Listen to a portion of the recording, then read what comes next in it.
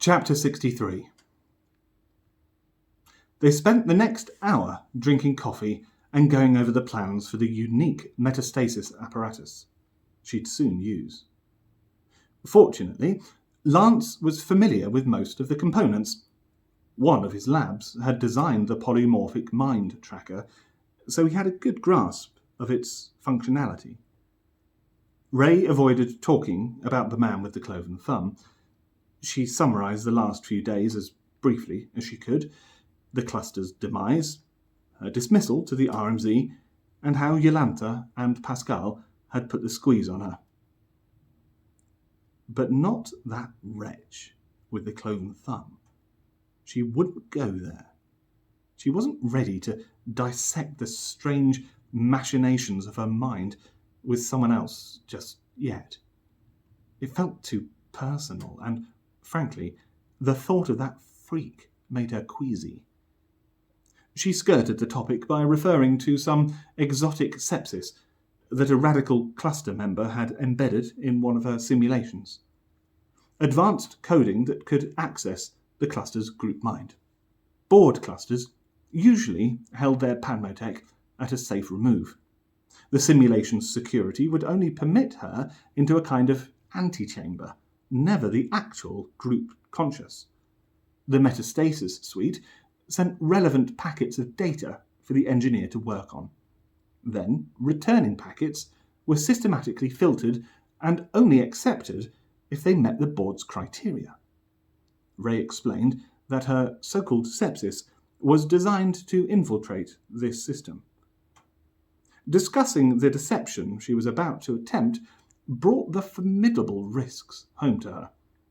She would probably be caught, one way or the other, and if by some miracle she wasn't, then Ray would almost certainly fail in the task that Jolanta and Pascal had set her, the consequences of which were equally grave.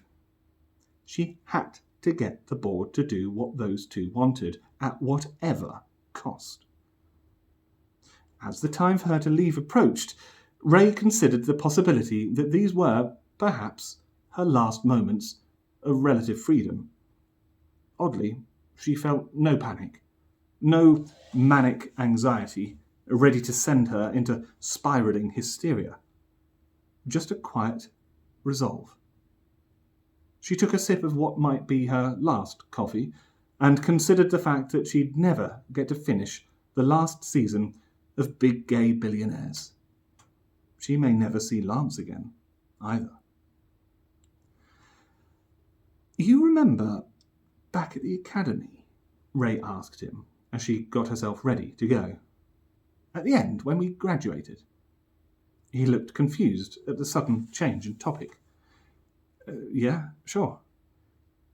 "What was going on with you?" "What do you mean?" "The way you acted. You were so moody.